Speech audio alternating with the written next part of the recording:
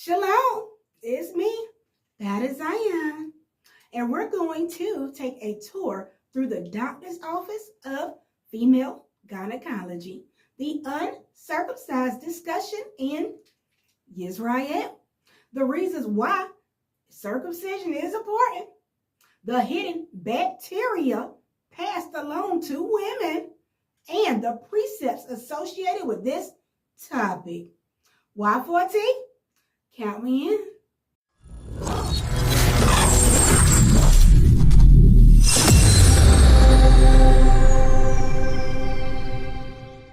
Without further ado, let's jump head first now into our Torah law from our one and only Creator, Yahweh, our only Abba, we need to adhere to as His sons, the nation of Israel.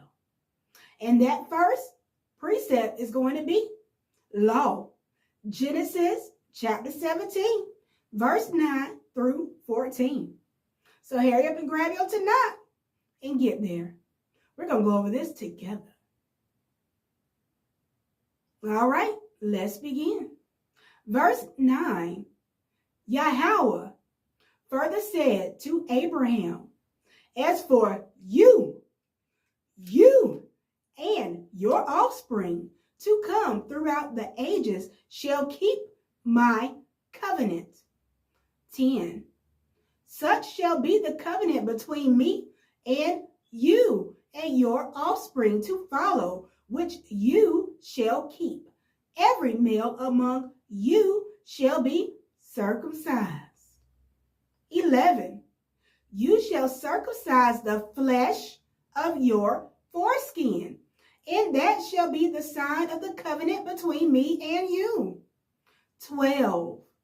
And throughout the generations, every male among you shall be circumcised at the age of 8 days. As for the home-born slave and the one bought from an outsider who is not of your offspring, 13, they must be circumcised, homeborn and purchased alike. Thus shall my covenant be marked in your flesh as an everlasting pact. 14. And if any male who is uncircumcised fails to circumcise the flesh of his foreskin, that person shall be cut off from his kin. He has broken my covenant. So, family, as plain as Yahweh stated, your shank tip has to be clipped. You cannot be a holder of the covenant from Yahweh if your thing isn't snipped.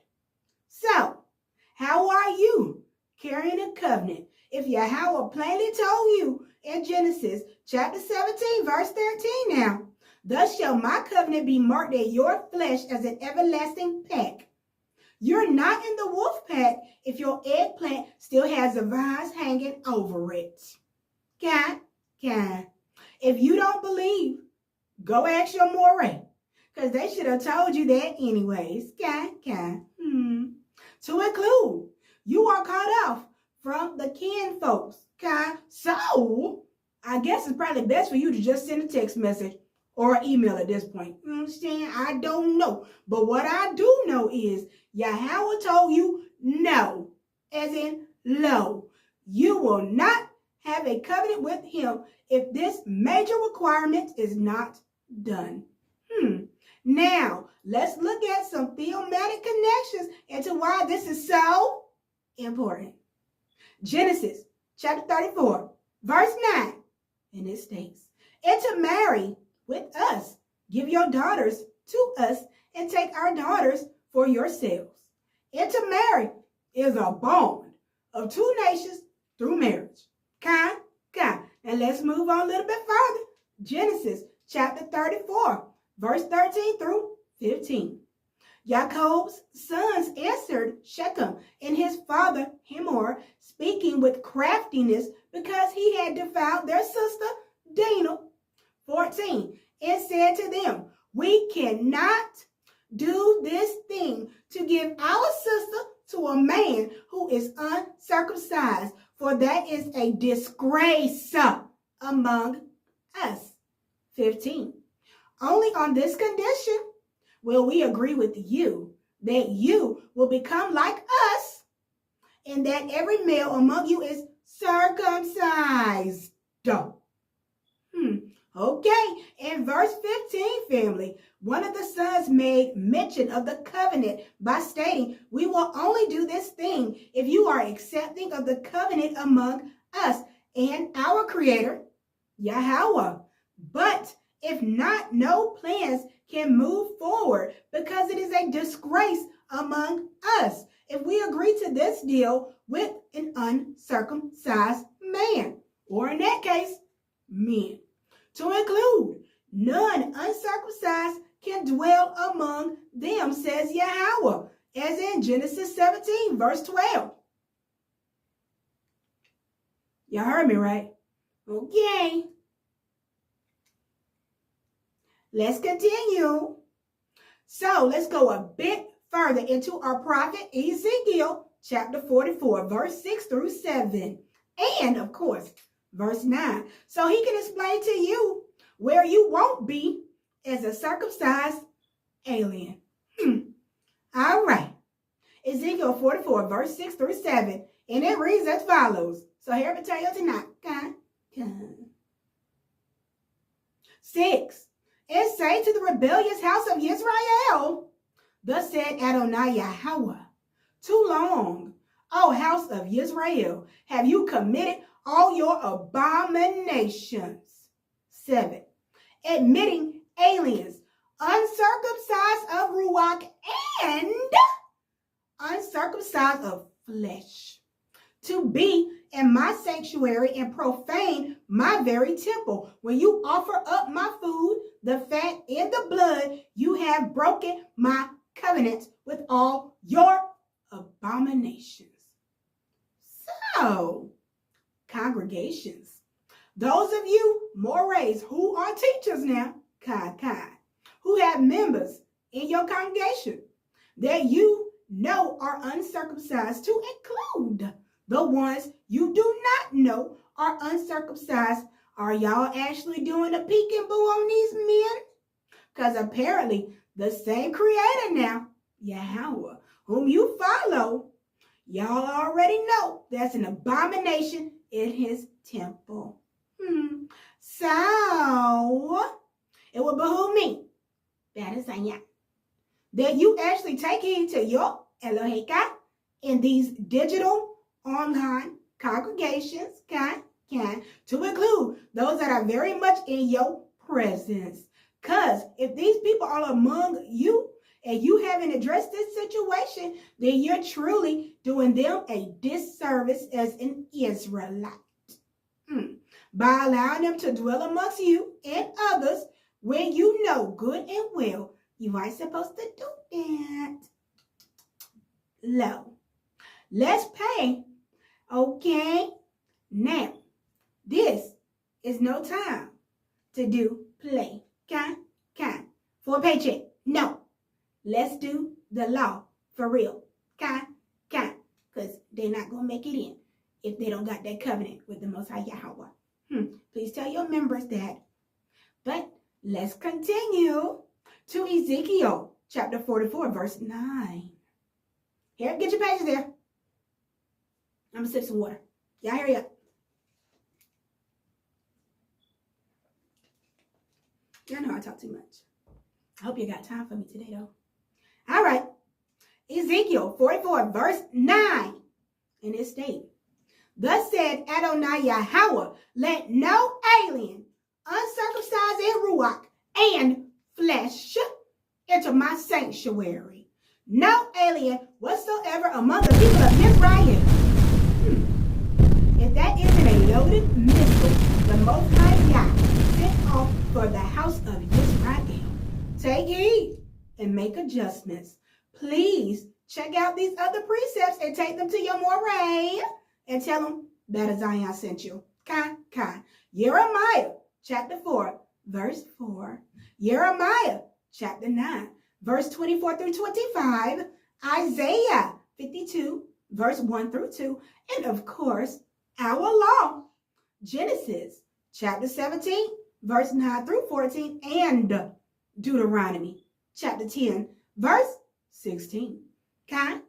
So please keep in mind, Yahweh said, uncircumcised of ruach and flesh. So stop listening to JC. It's not only the heart.